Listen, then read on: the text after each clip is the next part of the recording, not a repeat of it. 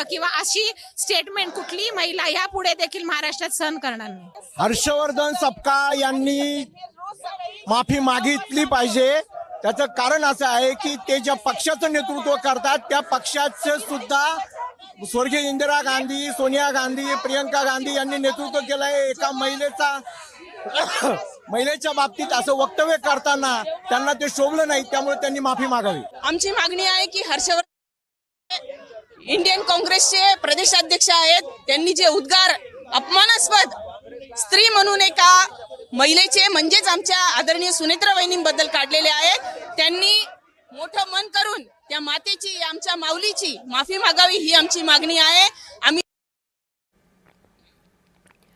तर या आंदोलनाच्या पार्श्वभूमीवर अधिक माहिती देत आहेत आमचे प्रतिनिधी किरण गोटूर, हे सध्या आपल्यासोबत जोडले गेले आहे। किरण, कालपासून राजकीय वातावरण तापलेलं आहे, आता मुंबई पाठोपाठ नाशकात पडसाद उमटले, राष्ट्रवादी आक्रमक झालेली आहे, काय भूमिका घेतली आहे आणि काँग्रेसने यावर काय उत्तर दिलंय?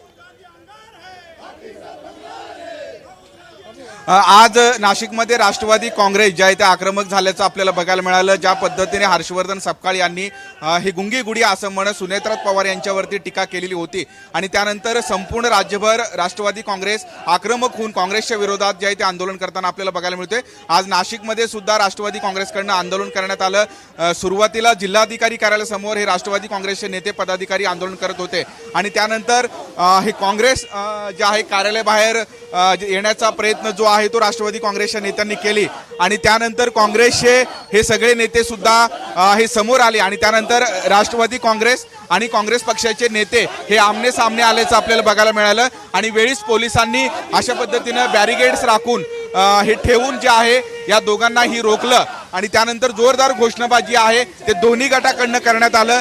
आपल्या सोबत काँग्रेसचे शहर अध्यक्ष आहेत, आपण त्यांच्याकडनं बोलण्याचा प्रयत्न करू। राष्ट्रवादी काँग्रेसचे लोक आज काँग्रेस कार्यालयाबाहेर आले, जोरदार घोषणाबाजी केली, हर्षवर्धन सपकाळ यांनी माफी मागावी अशा पद्धतीची मागणी।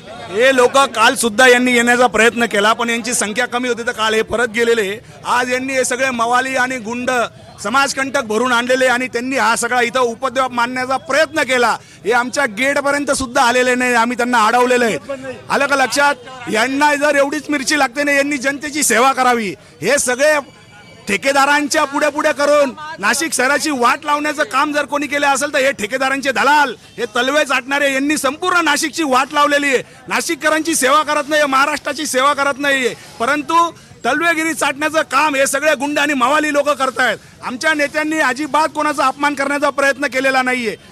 सुमित्रा पवारांमध्ये दुर्गेचं रूप आलं पाहिजे, त्यांनी शेतकऱ्यांची सेवा केली पाहिजे, महिलांची सेवा केली पाहिजे, महाराष्ट्राचं भलं केलं पाहिजे, याच्यासाठी बोललेलं ते विधान होतं। त्याला एवढं वाईट मानून घ्यायचं काहीच कारण नाही। पण कुठेतरी महिलांचा अपमान जे आहे ते हर्षवर्धन सपकाळ या देशामध्ये 33% आरक्षण निवडणुकीमध्ये काँग्रेसने दिलेलं आहे। स्थानिक स्वराज्य संस्थांमध्ये 50% महिलांचं आरक्षण काँग्रेस पक्षाने लागू केलेलं आहे। या सगळ्या देशातल्या सर्व महिलांना सन्मान देण्याचं काम काँग्रेस पक्षाने केलेलं आहे आणि यांच्यामध्ये सुद्धा दुर्गेचं रूप बघण्याची आमच्या पक्षाच्या नेत्यांची इच्छा होती म्हणून केलेलं ते विधान होतं। त्यांनी ते निगेटिव्ह घेतलं, त्याला आम्ही काहीच करू, त्यांची विचारसरणीच तशी आहे।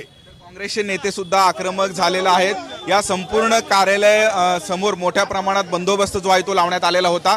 राष्ट्रवादी काँग्रेसने आक्रमक झाल्यानंतर काँग्रेसचे नेते सुद्धा आक्रमक भूमिका घेत जे काँग्रेसचे नेते काँग्रेस कार्यालय समोर आलेले होते त्यांच्या समोरच हे काँग्रेस नेत्यांनी सुद्धा जोरदार घोषणाबाजी केली। पण या सगळ्या मुद्द्यावरती आज राष्ट्रवादी काँग्रेस आणि काँग्रेसचे दोन गट जे आहेत ते एकूणच जे आमने सामने आल्याचं बघायला मिळालं। जी किरण, या संदर्भात वेळोवेळी अधिक अपडेट तुमच्याकडनं घेत राहू। तुर्तास धन्यवाद या सविस्तर माहितीसाठी।